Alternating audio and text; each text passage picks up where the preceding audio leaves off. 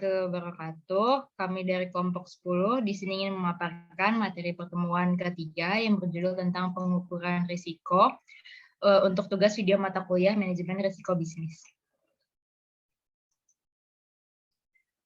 Anggota dari kelompok 10 itu terdiri dari saya sendiri, Syalinda Desyantra Putri dengan nomor NIM akhir 209, ada Jalasiva Kansa Puspita dengan nomor NIM akhir 210, dan ada Rahel Magdalena dengan nomor NIM akhir 223. Poin pertama itu ada pengukuran risiko. Apa itu pengukuran risiko? Yaitu adalah suatu usaha untuk mengetahui dan mengukur besar kecilnya suatu risiko yang akan terjadi. Pengukuran risiko dilakukan untuk mengetahui tinggi rendahnya suatu risiko yang dihadapi oleh perusahaan. Selain itu, hal ini dilakukan untuk melihat dampak atau akibat dari risiko terhadap kinerja suatu perusahaan, sekaligus dapat melakukan prioritas risiko, atau risiko mana yang paling relevan. Berikut ada tabel pengukuran risiko. Tipe risiko pasar, definisinya harga pasar bergerak ke arah yang tidak menguntungkan atau merugikan. Teknik pengukurannya yaitu adalah value at risk atau VAR dan stress testing. Yang kedua itu ada risiko kredit, definisinya counterparty tidak bisa membayar kewajiban gagal bayar ke perusahaan. Teknik pengukurannya itu dengan credit rating dan credit metrics. Terus ada tipe risiko perubahan tingkat bunga dengan definisi tingkat bunga berubah yang mengakibatkan kerugian pada portofolio perusahaan. Dengan teknik pengukuran, metode pengukuran jangka waktu dan durasi. Lalu ada tipe risiko operasional dengan definisi kerugian yang terjadi melalui operasi perusahaan, misalnya sistem yang gagal dan juga serangan teroris. Teknik pengukuran itu menggunakan matriks frekuensi dan signifikansi kerugian dan VAR operasional.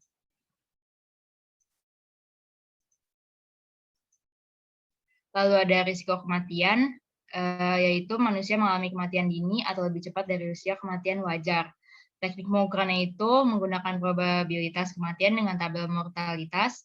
Lalu ada tipe risiko kesehatan dengan definisi manusia terkena penyakit tertentu. Teknik pengukurannya itu probabilitas terkena penyakit dengan menggunakan tabel morbiditas.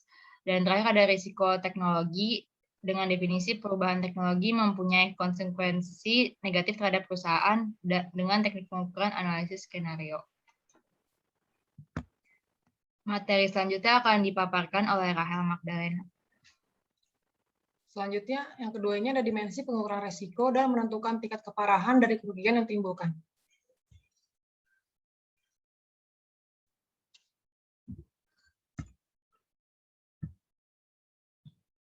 Selanjutnya ini ada dua dimensi dari pengukuran risiko. Yang pertama itu besarnya frekuensi kerugian, yaitu berapa kali terjadi suatu kerugian selama suatu periode tertentu.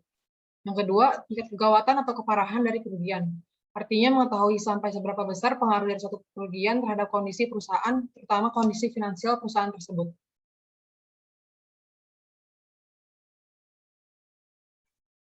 Selanjutnya ada kategori kerugian dari besarnya frekuensi kerugian. Yang pertama, ada almost nil, yaitu kerugian yang hampir tidak mungkin. Itu artinya kerugian yang hampir tidak mungkin, yaitu resiko yang dipikirkan oleh manajer resiko atau memiliki probabilitas yang kecil, atau probabilitas terjadinya mendekati 0. Yang kedua ada slight, atau kemungkinan kerugian kecil, yaitu resiko yang tidak akan terjadi dalam waktu dekat, dan kecil kemungkinannya terjadi di masa yang akan datang. Yang ketiga ada moderate, atau kerugian yang mungkin.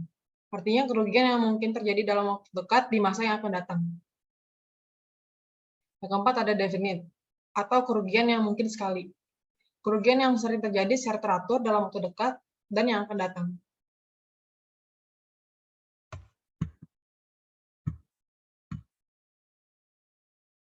Selanjutnya yang perlu diperhatikan untuk mengukur kekuatan kerugian potensial, yaitu yang pertama kemungkinan kerugian maksimum dari setiap situasi berisiko.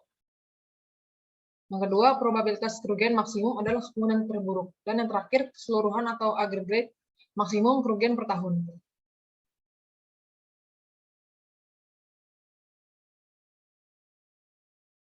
Selanjutnya ada kategori kerugian atau tingkat kegawatan kerugian. Yang pertama itu kemungkinan kerugian yang wajar. Artinya kerugian dapat dikelola perusahaan itu sendiri atau umum. Yang kedua, kemungkinan kerugian terbesar, yaitu kerugian yang mungkin terjadi pada saat alat pengaman risiko gagal berfungsi. Yang ketiga, kerugian yang maksimum yang dapat diperkirakan. Artinya kerugian tidak dapat di atas sendiri atau individual. Yang terakhir yaitu kemungkinan kerugian terbesar. Artinya kerugian tidak dapat dijamin secara sendiri atau individual atau umum. Selanjutnya yang ketiga ini ada pengukuran risiko dengan distribusi probabilitas.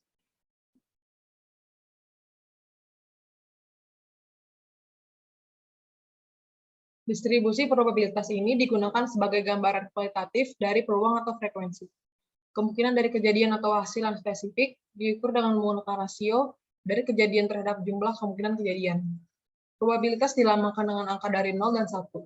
Angka 0 melambangkan kejadian atau hasil yang tidak mungkin, sedangkan angka 1 melambangkan kejadian atau hasil yang pasti. Konsep probabilitas terdiri dari sample place atau lingkup kejadian dan event, kejadian atau peristiwa. Sample place atau set S merupakan suatu set dari kejadian tertentu yang diamati. Misalnya, jumlah kecelakaan mobil di wilayah tertentu selama periode tertentu. Set S terdiri dari beberapa segmen atau subset atau event, set E. Selanjutnya ada 5 kategori probabilitas risiko. Yang pertama itu paling kecil atau very rare. Yang kedua jarang atau rare. Yang ketiga mungkin atau possible. Yang keempat sangat mungkin atau likely.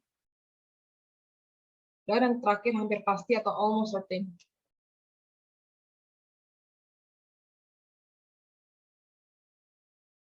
Selanjutnya ini adalah probabilitas terjadinya event. Contohnya itu untuk menghitung probabilitas dari kecelakaan mobil, masing-masing set E diberi bobot. Pembobotan didasarkan pada bukti empiris dari pengalaman masa lalu. Misalnya, untuk mobil pribadi diberi bobot 2, sedangkan untuk mobil penumpang umum diberi bobot 1. Maka probabilitas dari kecelakaan mobil tersebut dapat dihitung dengan rumus. Yang pertama ini rumus tanpa bobot. Rumus tanpa bobot yaitu probabilitas dari event sama dengan event dibagi dengan sample place atau set. Rumus yang kedua itu dengan bobot atau probabilitas sama dengan bobot dari event dibagi dengan bobot dari sample place.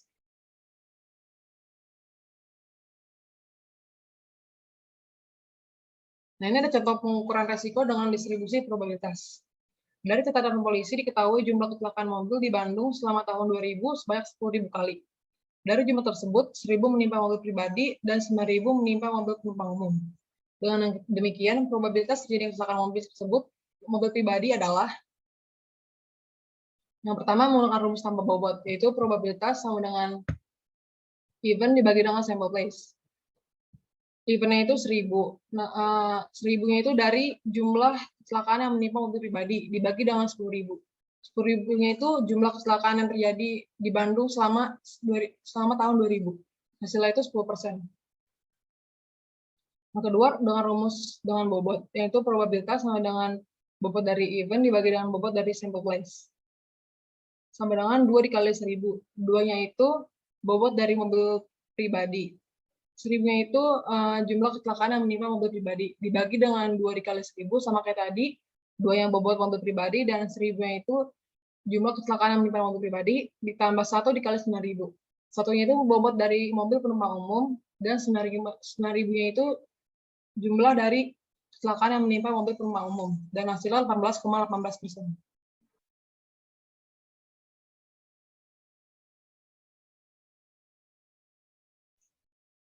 Selanjutnya yang keempat itu ada pengukuran risiko dengan VAR, Value at Risk.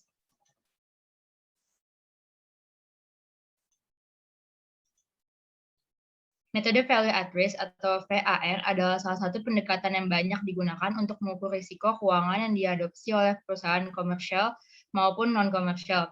VAR adalah ukuran agregat risiko, kemungkinan kerugian terbesar yang akan dimiliki perusahaan dalam periode tertentu dengan tingkat kepercayaan yang diberikan misalnya 99% atau 95%. Dengan pendekatan VAR, dimungkinkan untuk mengukur jumlah kekayaan portofolio yang dapat hilang selama periode waktu tertentu dengan probabilitas tertentu. Salah satu keuntungan utama VAR adalah ia bekerja di berbagai kelas aset seperti saham dan obligasi. Untuk studi kasus akan dipaparkan oleh Jalesiva.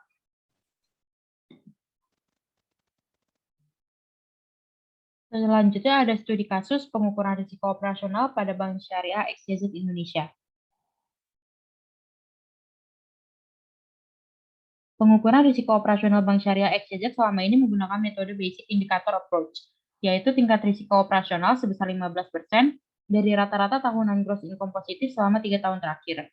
Dalam menentukan profil risiko, pendekatan ini dianggap masih kurang, karena masih menghitung skala usaha bank terhadap besarnya risiko operasional yang dihadapi. Selain tidak adanya pecadangan yang dibentuk untuk titik kejadian, frekuensi terjadinya dan pengendalian internal bank di mana bank beroperasi. Perbandingan cadangan modal risiko operasional terhadap kerugian risiko operasional selama kurun waktu 3 tahun terakhir di Bank Syariah XYZ mengalami tren peningkatan, namun tidak sebanding dengan secara proporsional dengan kerugian operasional real. Next.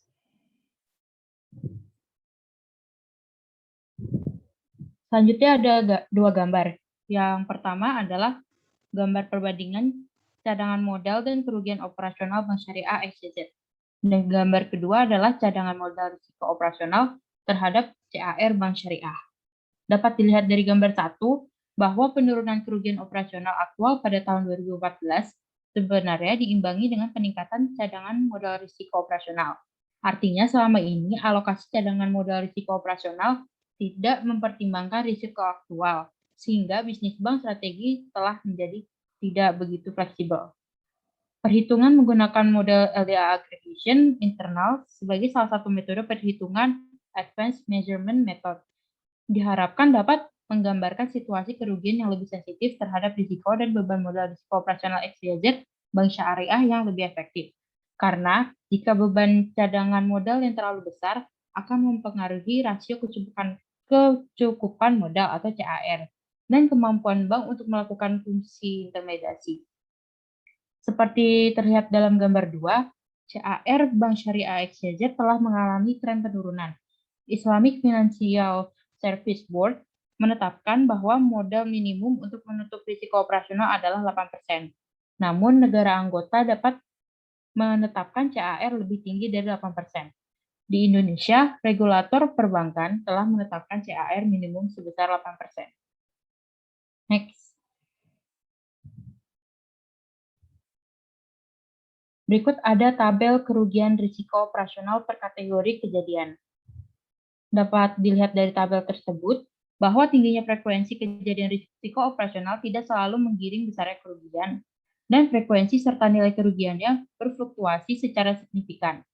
Hal ini mungkin disebabkan oleh sering terjadinya insiden, tetapi berdampak rendah, atau jarang terjadi tetapi berdampak besar, atau kekhawatiran atau takut mencatat karena kesadaran risiko karyawan yang rendah. Kerugian yang sebenarnya akan berdampak negatif pada kinerja dan karirnya di masa depan. Oleh karena itu, pengendalian risiko operasional menjadi rumit karena melibatkan kesadaran risiko dari seluruh pegawai bank dan tidak mungkin untuk memprediksi kapan risiko operasional akan terjadi dan berapa nilai kerugiannya. Dan penelitian ini bertujuan untuk melakukan perhitungan OPVAR untuk mengestimasi peluang kejadiannya kerugian atau probability of the frequencies of losses di Bank Syariah XYZ, menganalisis dan mengevaluasi tipe kejadian risiko operasional yang berkontribusi besar pada kerugian operasional Bank Syariah XYZ, menentukan besarnya tingkat efisiensi beban modal risiko operasional yang didapat dengan menggunakan metode LDA. Next.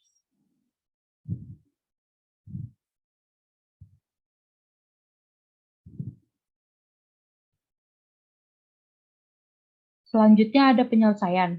Langkah pertama adalah mengklasifikasikan data kerugian operasional menjadi data frekuensi dan data keparahan yang independen satu sama lain.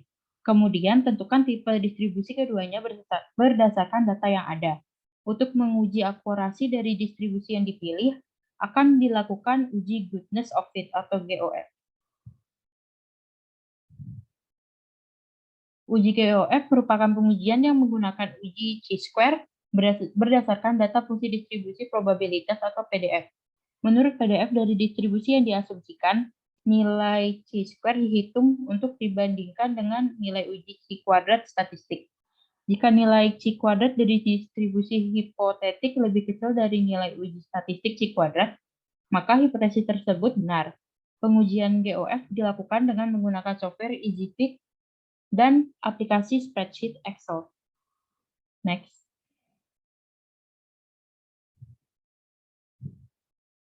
Selanjutnya ada perhitungan operational value at risk. Dilihat dari hasil perhitungan nilai OPAR dari 7 jenis kejadian risiko operasional Bank Syariah SJZ, 3 jenis kejadian yang paling banyak memberikan kontribusi kerugian operasional, yaitu gangguan bisnis dan kegagalan sistem, eksekusi, pengiriman dan manajemen proses, dan internal penipuan. Alasan utama adalah sistem malfungsi dan kesalahan manusia. Kegagalan sistem tersebut dipicu oleh pengganti sistem core banking yang tidak stabil yang telah ditetapkan di seluruh cabang di Indonesia sejak Maret 2013. Untuk mengatasi permasalahan tersebut, bank perlu meningkatkan kualitas penerapan manajemen risiko operasional. Pertama, dengan mengikutsertakan peran aktif dan pengawasan kinerja IT serta pengelolaan infrastruktur pendukung melalui forum komite pengarahan IT. Kedua, bank mendesain ulang middleware untuk mengurangi downtime pada sistem inti dan sistem pembayaran. Ketiga, tim IT secara berkala menginformasikan kepada unit terkait progres status event prioritas 1 dan 2 berupa email update event IT sebagai tindak lanjut penyelesaian event tersebut. Keempat, bank secara berkala menilai ketersediaan jaringan IT, layanan ATM, sistem perbankan inti, dan sistem pembayaran melalui indikator risiko utama grup IT. Next.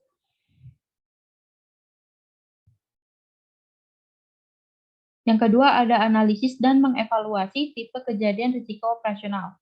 Dalam hal ini, kerugian risiko operasional disebabkan oleh 4 faktor, yaitu ketidaksempurnaan proses internal, kegagalan proses internal, kesalahan manusia, kegagalan sistem, dan kejadian eksternal. Dibandingkan dengan metode indikator dasar, menggunakan metode LDA agregat untuk menghitung risiko operasional Bank Syariah XYZ mengarah pada pengeluaran modal yang lebih rendah. Biaya modal yang lebih rendah berarti bahwa modal yang diperlukan untuk menutupi risiko operasional dapat dialokasikan dengan lebih efektif. Hal ini memberikan XYZ Islamic Bank peluang yang lebih luas untuk memperluas dan mengembangkan strategi bisnis. Selain itu, deskripsi risiko operasional yang diberikan dengan metode LDA agregat akan lebih akurat karena menggunakan data kerugian risiko operasional Bank Syariah XYZ yang lebih relevan dibandingkan total pendapatan dalam perhitungannya. Next. Yang ketiga ada tingkat efisiensi beban modal risiko operasional. Penggunaan model LDA aggregation untuk menghitung modal risiko operasional dapat digunakan sebagai solusi alternatif untuk meningkatkan efisiensi perhitungan beban modal risiko operasional Bank SCZ di masa yang akan datang. Namun, dalam proses implementasinya akan menemui beberapa kendala, di antaranya kelemahan, tidak sensitif terhadap data ekstrim, keuangan Islam, perbedaan antara sistem akuntansi dan akuntansi tradisional, dan sejumlah kecil data kerugian operasional yang tersedia. Next.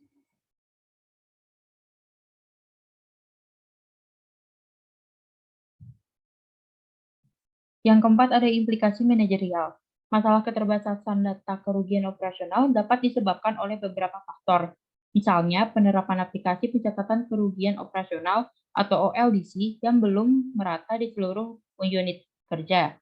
Memahami penerapan program pencatatan kerugian operasional dan karyawan merekam aktual masalah yang menjadi perhatian ketika data kerugian operasi terjadi di aplikasi OLDC. Manajemen perlu mendorong semua karyawan di semua departemen untuk yakin bahwa setiap peristiwa yang menyebabkan kerugian operasional yang tercatat dalam aplikasi OLDC tidak akan menjadi hasil audit. Untuk tujuan ini, diperlukan surat yang disepakati bersama antara unit audit dan unit pengawasan untuk menjelaskan hal ini. Untuk unit inspeksi dan pengawasan, data rinci tentang kejadian risiko operasional akan membantu mereka dalam menjalankan tugasnya. Dan bentuk penghargaan untuk unit pencatatan adalah untuk meningkatkan peringkat audit laporan audit. Next.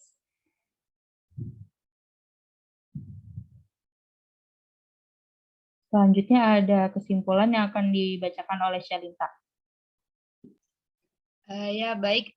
Dari pemaparan materi yang tadi sebelumnya dapat kita simpulkan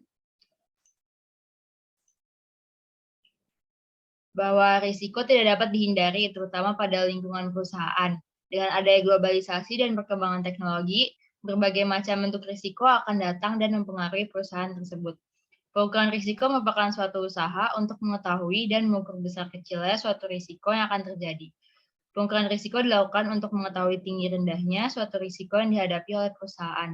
Dengan mempelajari pengukuran risiko ini, sebuah perusahaan akan dapat lebih siap menerima segala jenis risiko yang akan datang dan dapat menanggulangi risiko tersebut. Ya, berikut pemaparan materi pertemuan ketiga tentang pengukuran risiko dari kelompok kami, kelompok 10, kurang lebihnya mohon maaf. Wassalamualaikum warahmatullahi wabarakatuh.